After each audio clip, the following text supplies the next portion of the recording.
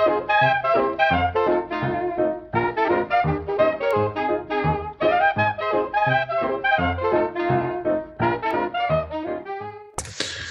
evening. Hello. How are you? I'm well.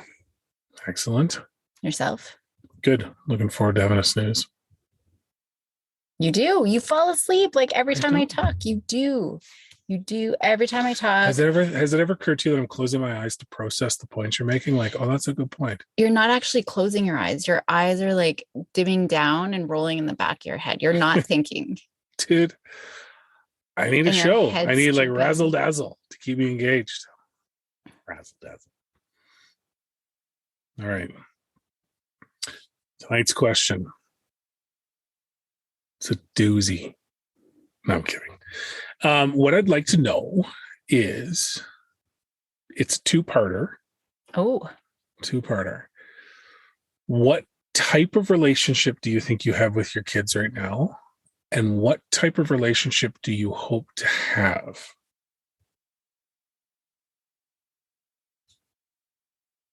So I'm thinking technical, formal, psychological terms. Strong attachment. Whatever, Poindexter. What?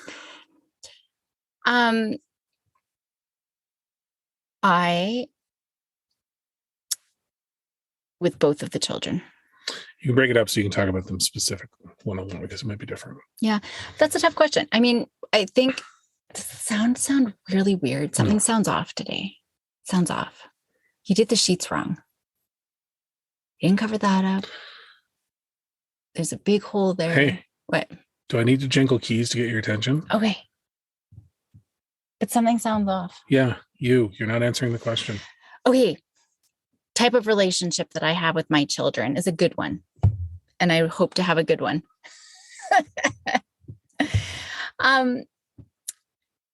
With Willow, she's very open.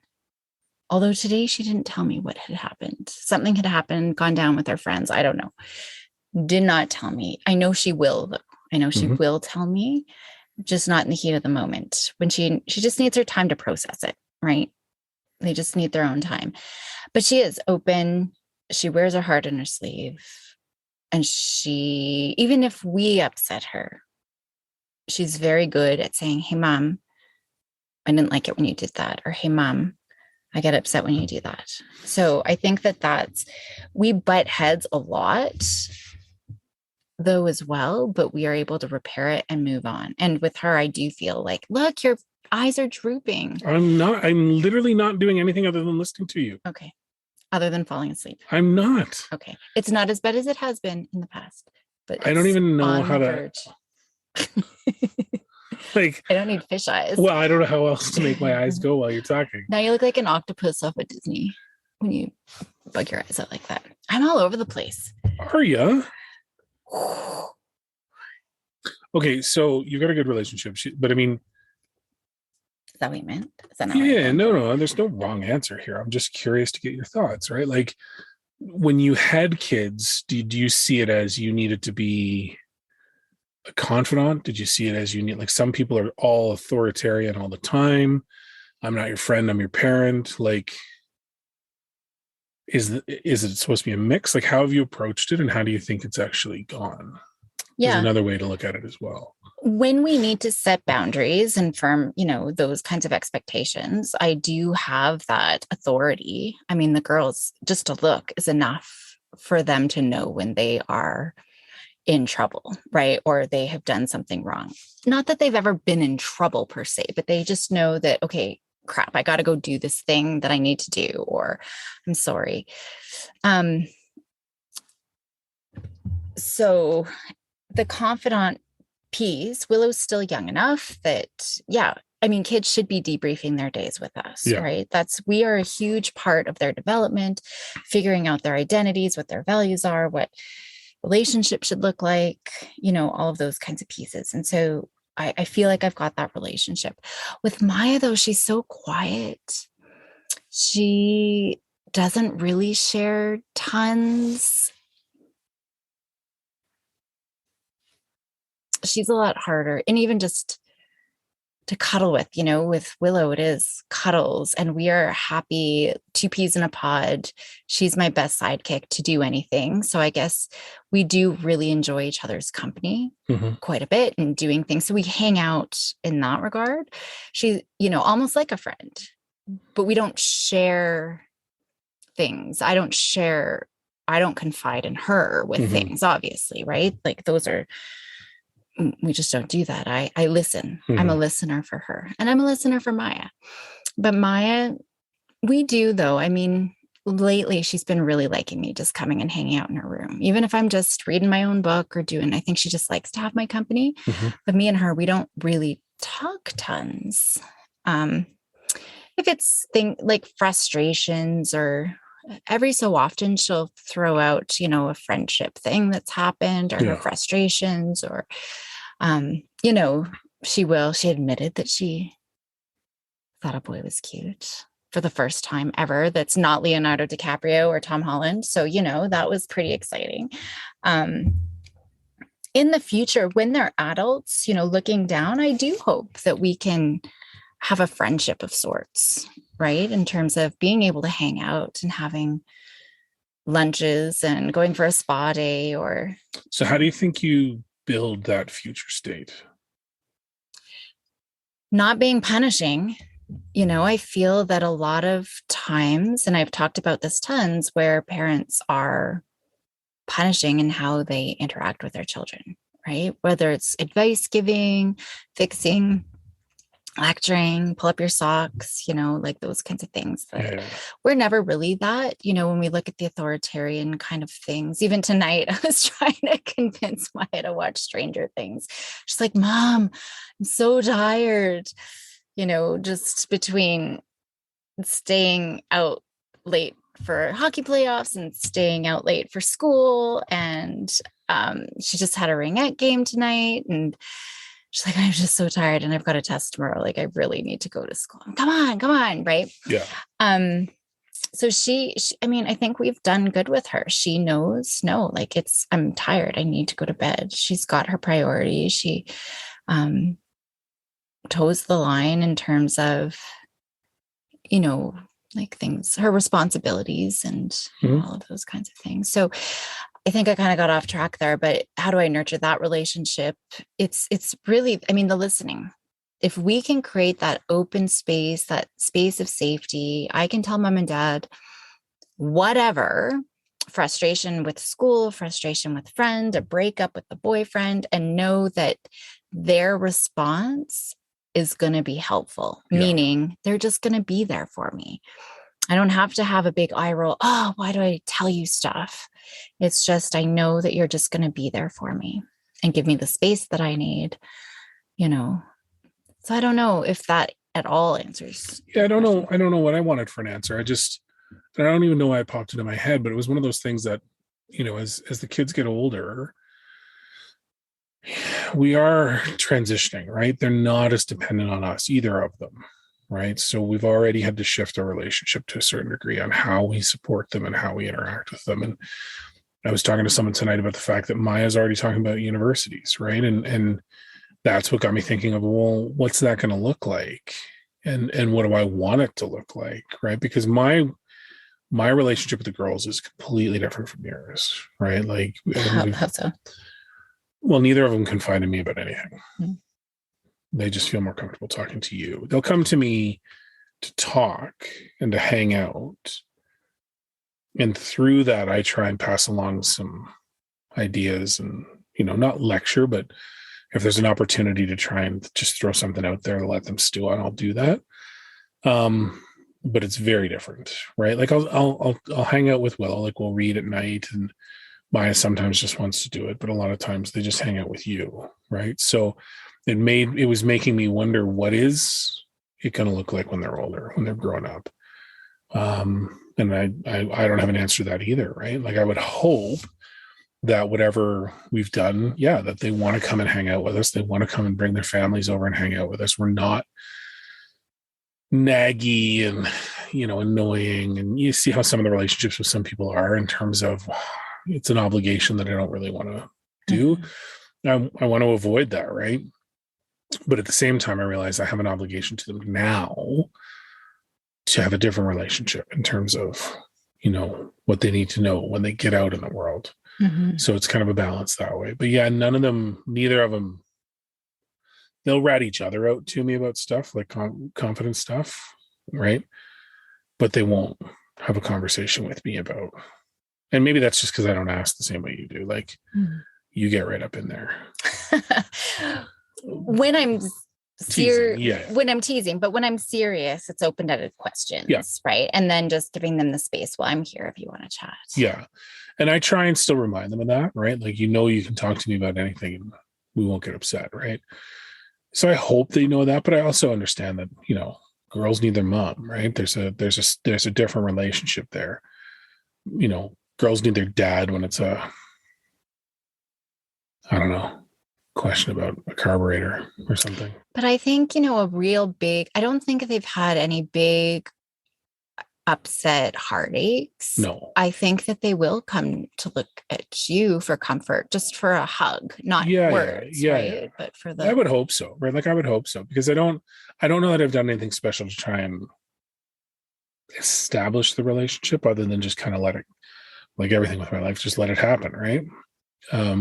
But another thing that got me thinking about is we're going to the game tonight. Maya and I showed her a car that I forgot I had saved for her weeks ago. I'm like, oh, I should show it to her. And I didn't know if she'd like it, but she's like, oh my God, like, that's amazing. And it was really interesting to see how quickly, and it's an awesome car. Like, it's a car I would want to buy. But I didn't know that she'd like it, and she fell in love with it. But immediately, it was really interesting to see how she processed that. She's like, well, I don't know if that's great. Car like that would be, really tricky, and it'd be tough to maintain. And so the conversation then kind of turned to me trying to give counterpoints for her to consider. Because I'm like, I don't care what car you buy. I know it's on your mind, but any car you buy you're going to have to maintain. Any car you buy, you're going to have to pay for gas or insurance or whatever. So you got to figure out what kind of car you're looking for. And, is a 67 Pontiac 2.2 a practical car? No. Is it awesome? Yeah. So it was just an interesting conversation where I wasn't sure. Upon reflection, it wasn't a dad having a conversation with his daughter. It was just some random conversation about an old car, right? So it was just one of those moments. But that's a great conversation. I didn't have anything like that with my dad, right? So yeah, and I mean, to me, I saw it as an opportunity to say, look, like, if you get a car like this, one of the advantages outside of the fact that it's going to cost you a ton of gas is it's something you and I can do together. Mm-hmm. I'm not going to work on a Kia if you get a Kia, right? Yeah. And I said that self-servingly. Like, again, I don't think a 67 Pontiac is a smart, practical vehicle. But if it means that she and I can be on the driveway changing brakes or doing the oil change or hanging out, then cool, right? There's a practical application of knowledge there. But it did really get me wondering, what is it going to be like when she's older, right? Yeah.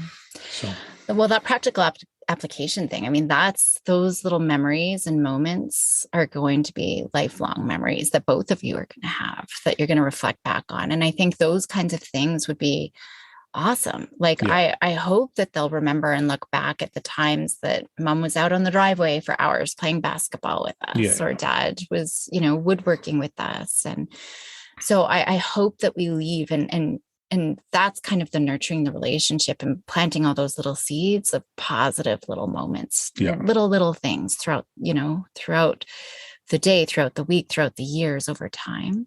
So I do hope they have those memories and that we've got those memories to hold on to. Bigger things, like, I'm trying to have my grandpa over for Sunday dinners, right? Just to establish, I want to be able to have a family Sunday dinner. So when everybody leaves, we can all still come back that once a week, come together, make it fun. Just right now, we're so busy that it's intermittent if we're ever able to do that, Yeah. Like this week's Sunday dinner was like mostly peanut butter with shreddies.